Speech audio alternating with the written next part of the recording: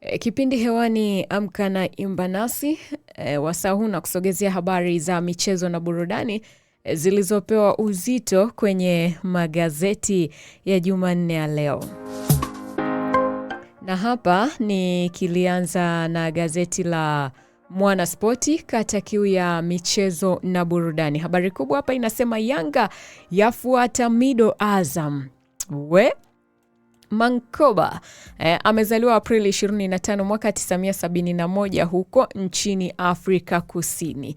Hii habari ya Yanga imeambatana na picha ya kocha mpya wa Yanga, na habari kamili inaendelea ukurasa wa pili.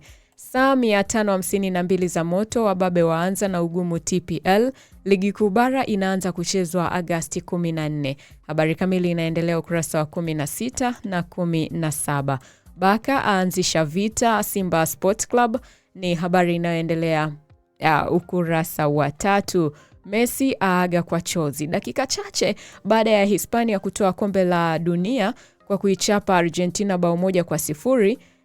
Tukio moja lilivutia hisia za mashabiki. Habari kamili inaendelea ukurasa wa 8. Kirafiki leo Jumanne, Walsall watacheza na Aston Villa saa 3:30 usiku pale Bescott. Rais Trump aibua gumzo ni habari nyingine iliyopewa uzito hapa. Kane ateka tena show. Hispania 1 Argentina 0. Wakati mashabiki wa soka duniani wakimsifu nyota wa Hispania Lamine Yamal baada ya kuiongoza timu yake kutoa ubingwa wa kombe la dunia kwa kuichapa Argentina bao 1-0, aliyekuwa gumzo zaidi ... Habari inaendelea ukurasa wa 19 kwenye gazeti la Mwana Sport, kata kiu ya michezo na burudani.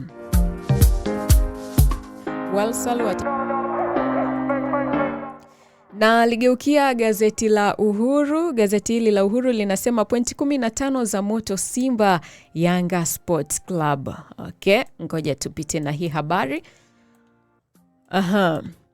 Wakati bodi ya ligi Tanzania TPLB ikitangaza ratiba ya ligi kuu Tanzania bara msimu wa mwaka 2026-2027, Simba na Yanga zinatarajia kusaka alama 15 za mwanzo ugenini kuanzia Agasti 15 mwaka huu, pamoja na kutafuta pointi za awali. Vigogo hivyo vitakutana kutoka dabi ya kwanza ya Kariakoo itakayopigwa Oktoba 10 mwaka huu katika uwanja wa Uhuru, Dar es Salaam. Dabi ya marudiano itachezwa Februari 6 mwaka 2027, ambapo Yanga ambayo ni mabingwa watetezi itakuwa mwenyeji. Awali Simba na Yanga zitapepetana Agasti 12 mwaka huu katika mechi za ngao ya jamii kuashiria kuanza kwa ligi katika mchezo utakaopangiwa uwanja baadaye. Ligi kuu msimu ujao itashirikisha timu za Simba, Yanga, Azam FC, Dodoma Jiji, Geita Gold, JKT Tanzania, Coastal Union, Kagera Sugar, Polisi Tanzania, Pamba Jiji, Namungo, TRA, Singida Black Stars, Mashujaa FC, Fountain Gate na Mbeya City. Kwa mujibu wa ratiba iliyotolewa na TPLB jana, Yanga itaanza kutafuta alama za kutetea taji kwa michezo mitano Agasti 15 mwaka huu dhidi ya Namungo, kabla ya kucheza na Coastal Union ya Tanga Agasti 20 mwaka huu katika dimba la nyumbani.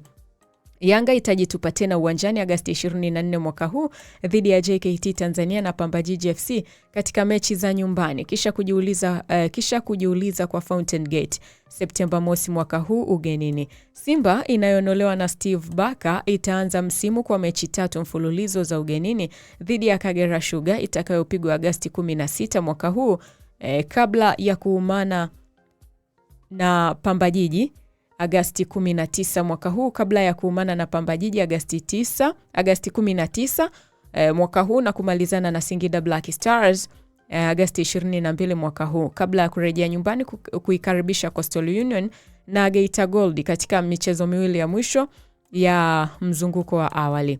Ratiba hiyo inaonyesha kuwa michezo ya ufunguzi wa ligi itazikutanisha Pamba Jiji dhidi ya Dodoma Jiji Agasti 14 mwaka huu uwanja wa CCM Kirumba Mwanza.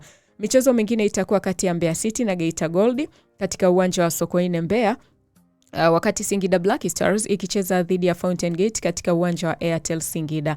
Akizungumza jijini Dar es Salaam jana, ofisa habari na mawasiliano wa TPLB Yahya Abu Shehe alisema maandalizi ya ligi yamekamilika na kila kitu kipo sawa na kuzitaka timu kujiandaa kikamilifu. Habari kamili inaendelea ukurasa wa 19. 16 ni jumla ya timu zitakazoshiriki ligi kuu Tanzania bara msimu ujao. Twiga kamili WAFCON ni habari inayoendelea ukurasa wa 19. Kocha Argentina amwaga chozi. Kocha wa timu ya taifa ya Argentina Lionel Scaloni juzi alishindwa kujizuia hisia zake na kujikuta akimwaga chozi mbele ya waandishi wa habari. Kocha huyo alimwaga chozi wakati akizungumza na waandishi wa habari baada ya kushindwa kubeba kombe la dunia. Argentina ilikubali kufungwa 1-0 dhidi ya Hispania katika mchezo wa fainali za kombe la dunia. Habari kamili inaendelea ukurasa wa 18.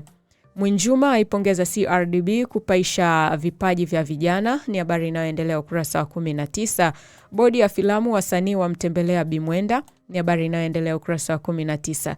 Kiba Diamond wapagawisha uzinduzi wa SGR Kigoma, habari inaendelea ukurasa wa 19. Kwenye gazeti la Uhuru, ukweli daima.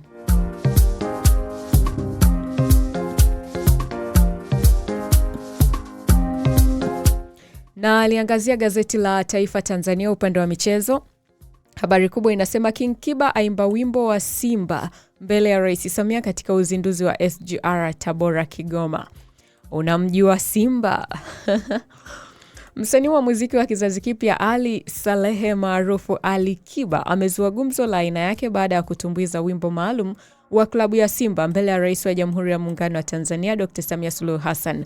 Tukio hilo la kukatana shoka limetokea jana wakati wa hafla ya kitaifa ya uzinduzi na uwekaji wa jiwe la msingi la ujenzi wa reli ya kisasa SGR kipande cha 6 kinachounganisha mikoa ya Tabora na Kigoma.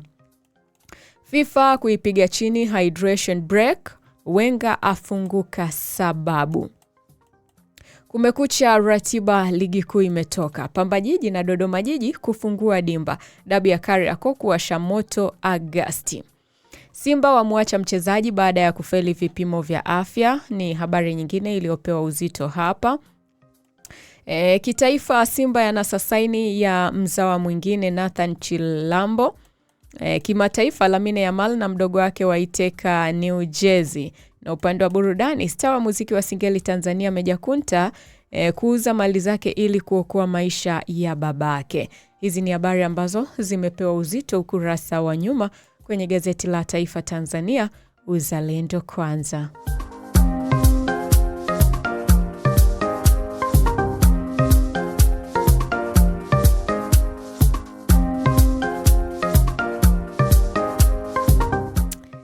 Na aliangazia gazeti la Nipashe Mwanga wa Jamii, habari kubwa inasema Hispania ilistahili kombe la dunia, Scaloni anasema hivyo. Habari inaendelea ukurasa wa 23. Mchezaji wa Hispania Gavi, hii ni habari picha hapa. Inamuonesha mchezaji wa Hispania Gavi akipigana na beki wa Argentina Leandro Paredes mara baada ya fainali ya kombe la dunia baina ya timu hizo. Mchezo uliochezwa kwenye uwanja wa MetLife jijini New York nchini Marekani. Dabi Simba Yanga kupigwa Uhuru ni kwa mara ya kwanza baada ya miaka 9. Simba yashusha mbadala wa Kapombe ni habari inayoendelea ukurasa wa 23. Ngoja tuangalie dabi ya Simba na Yanga. Wakati mabingwa wa ligi kuu Yanga wakitarajia kuanza kutetea ubingwa wao Agosti 15 mwaka huu dhidi ya Namungo FC, Simba itaanza dhidi ya Kagera Sugar iliyopanda daraja Agosti. Huku watani hao wajadi watakutana kwenye dabi ya mzunguko wa kwanza Oktoba 10 mwaka huu itakayochezwa kwenye uwanja wa Uhuru Dar es Salaam. Kwa mujibu wa ratiba iliyotolewa jana na bodi ya ligi, Simba na Yanga zitacheza Oktoba 10 mwaka huu kwenye uwanja huo, Simba ikiwa mwenyeji. Habari kamili inaendelea ukurasa wa 23 kwenye gazeti la Nipashe Mwanga wa Jamii.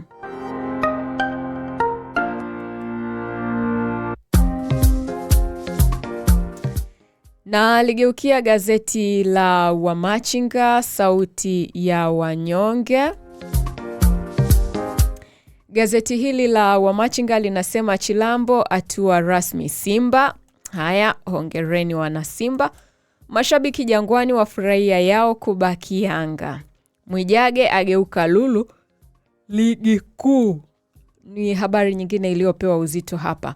Makata, polisi Tanzania tunajipanga. Okay. Baada ya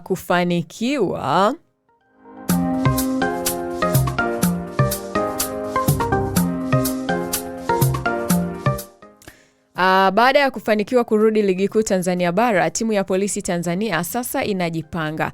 Kocha mkuu wa timu hiyo Mbwana Makata ameliambia gazeti hili kuwa wana muda mfupi wa kujiandaa. Alisema maandalizi ya kucheza ligi kuu yana mambo mengi, hivyo lazima wajipange vilivyo. Alisema kwa vile ligi kuu karibu inaanza, kuna swala la kambi, kusajili na mengine kuhakikisha wanafanya vizuri. Ligi kuu sasa ni ngumu, hivyo ni wakati wa kujipanga kuhakikisha wanawapa moyo wana Kilimanjaro, alisema Makata. Hata hivyo kocha huyo kwa niaba ya timu hiyo alitoa shukrani kwa mashabiki wa mkoa wa Kilimanjaro. Aliongeza kuwa mashabiki hao walikuwa bega kwa bega katika kufanikisha katika kuhakikisha wanapanda daraja. Hizi ni habari ambazo zimepewa uzito ukurasa wa nyuma kwenye gazeti la Wamachinga, sauti ya wanyonge. Okay, Photoboy anasema dada na kupata vyema kutoka Matumbi. Bado mbadala wa Kapombe ni mchezaji gani?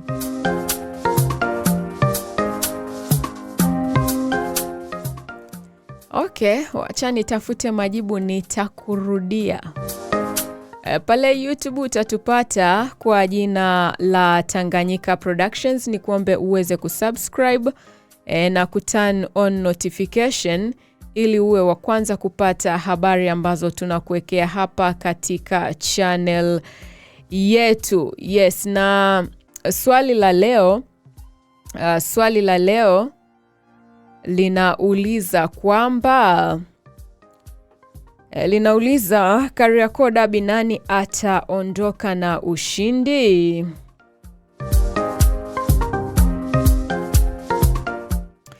Okay, Photoboy nikijibu swali lako, kwa mujibu wa taarifa za hivi karibuni, Andre Kofi Sirile wa Singida Black Stars ndiye anayetajwa kuwa chaguo kuu la Simba kama mrithi wa muda mrefu wa Shomari Kapombe katika nafasi ya beki wa kulia.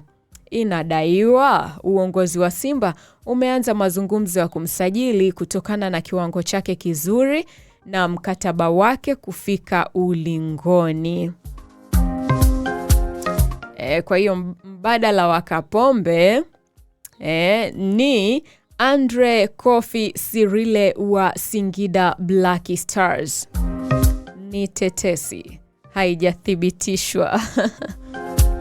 Manake msije mkanikalia koni jamani.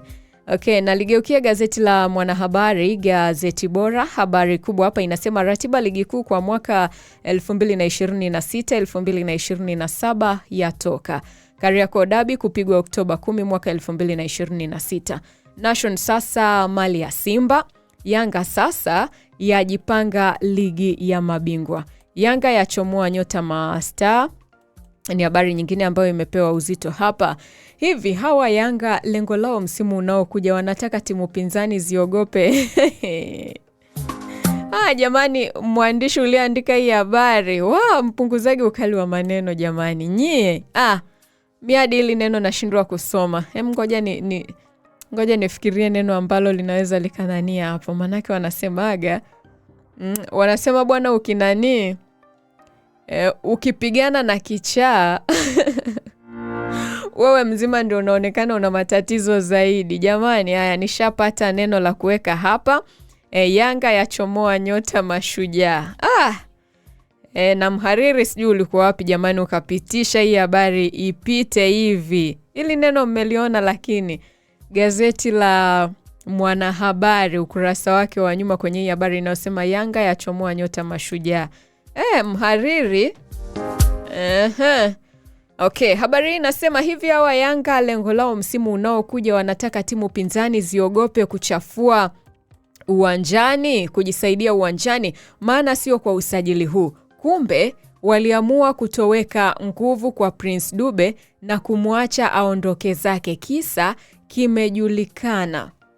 Timu hiyo imesajili mshambuliaji hatari kutoka Mashujaa ya Kigoma kwa mkataba wa miaka 2.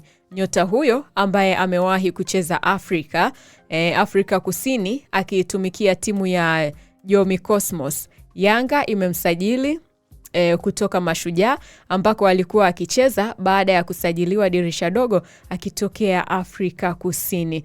Kwa mujibu wa chanzo cha habari kinasema nyota huyo ni chaguo la kocha wao Mankoba.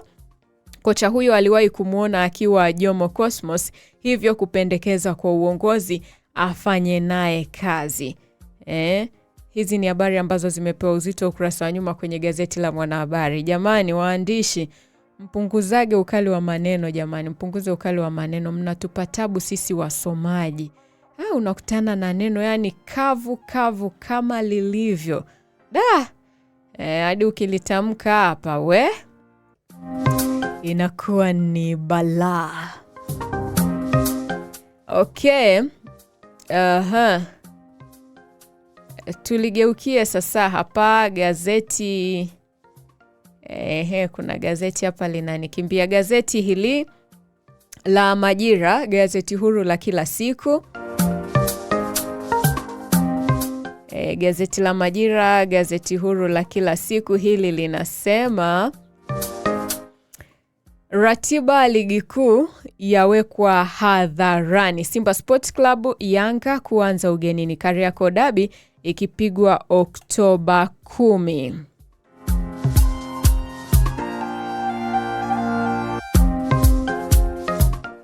Hii habari nataka ni kusogezee kwa mapana na marefu. Ngoja nifanye hivi.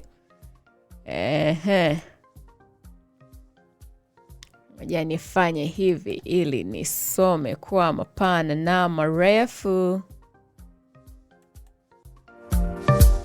Upige kura yako hapo jamani. YouTube hapo utatupata kwa jina la Tanganyika Productions. Fanya kusubscribe na kuturn on notification ili uwe wa kwanza kupata habari ambazo tunakuwekea hapa katika channel yetu.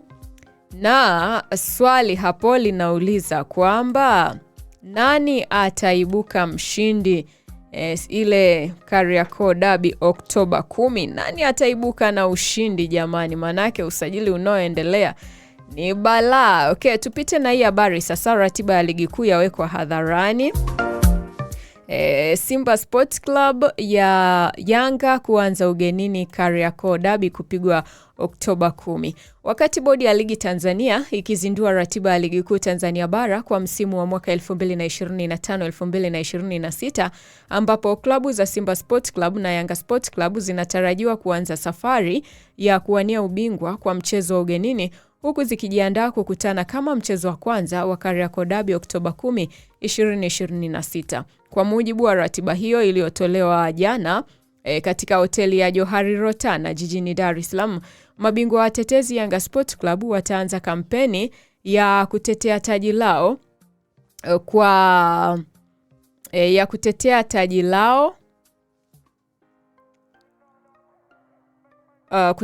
lao kwa kusafiri hadi Ruangwa kucheza dhidi ya Namungo FC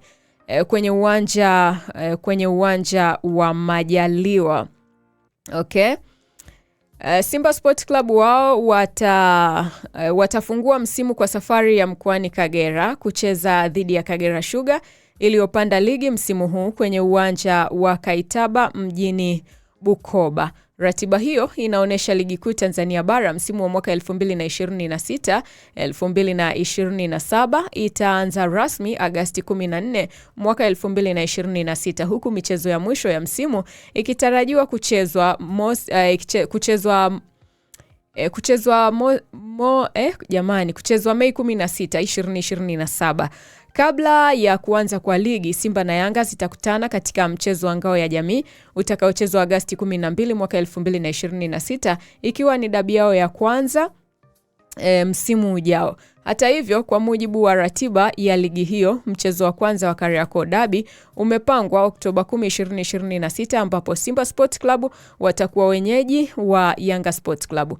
Mchezo wa marudiano kati ya watani hao wa jadi umepangwa kufanyika Februari 6 mwaka 2027, huku mechi hizo zikitarajiwa kuwa miongoni mwa burudani kubwa za msimu. Vile Simba na Yanga zinatarajiwa kutumia uwanja wa Uhuru uliopo Temeke jijini Dar es Salaam msimu ujao, baada ya kumaliza msimu uliopita wakitumia uwanja wa KMC Complex. Kariakoo Derby inaendelea kuwa mchezo wenye mvuto mkubwa nchini kutokana na historia yake, ushindani wa muda mrefu na idadi kubwa ya mashabiki wa pande zote mbili. Simba wanatarajia kuanza msimu huo wa mwaka 2026-2027 wakilenga kurejesha utawala wa soka waliopoteza, huku Yanga wakisaka kuendeleza mafanikio yao baada ya kutoa taji msimu uliopita, ikiwa ni muendelezo wa kutoa ubingwa wa kombe hilo kwa misimu mitano mfululizo. Msimu wa mwaka 2026-2027 unatarajiwa kumalizika mapema ili kutoa nafasi kwa maandalizi ya fainali za kombe la mataifa ya Afrika AFCON 2027. Hii ni habari ambayo imepewa uzito hapa ukurasa wa nyuma kwenye gazeti la Majira. Juma Semindu anasema Yanga Afrika. Oh yeah. Okay. Oh yeah. Wachezaji Sports Club wa ukubali mfumo wa kocha mazoezini. Mazoezi ya Simba Sports Club usipime, ndio kauli ya wachezaji wa klabu hiyo baada ya kuanza rasmi mazoezi na maandalizi ya msimu mpya wa mwaka 2026-2027. Hiyo imekuja baada ya wachezaji kurejea kambini kutoka mapumziko mafupi yaliyofuata fainali ya kombe la shirikisho CRDB dhidi ya Azam FC. Benchi la ufundi la Simba limeeleza kuridhishwa kwa kiasi kikubwa na hali ya utimamu wa mwili kwa wachezaji wote walioripoti kambini. Akizungumzia maandalizi hayo, kocha msaidizi wa Simba Selemani Matola alisema ratiba ngumu ya mwisho wa msimu uliopita iliwalazimu kutoa programu maalum za mazoezi ya kibinafsi kwa wachezaji wakiwa nyumbani ili kuzuia viwango vyao kushuka. Baada ya fainali ya kombe la shirikisho la CRDB dhidi ya Azam FC, mapumziko yalikuwa mafupi sana. Na wapongeza wachezaji kwa sababu kabla ya kwenda mapumzikoni, tuliwapa program za kufanya wakiwa nyumbani na kweli wamerudi wakiwa katika hali nzuri, alisema Matola. Matola aliongeza kuwa nidhamu hiyo ya wachezaji imerahisisha kazi benchi la ufundi, kwani sasa wameanza moja kwa moja programu za kiufundi na mbinu badala ya kutumia muda mwingi kurudisha utimamu wa mwili, fitness level.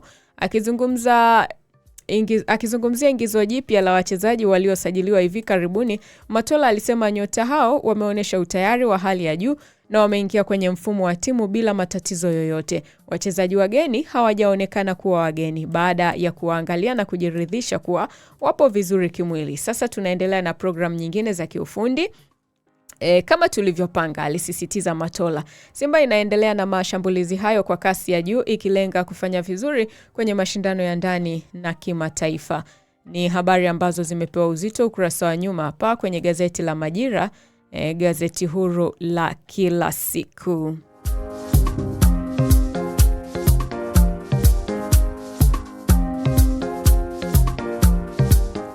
Haya jamani, kwa nyie ambao hamjapiga kura hapo, mpige kura. Nani ataibuka na ushindi jamani Oktoba Oktoba 10?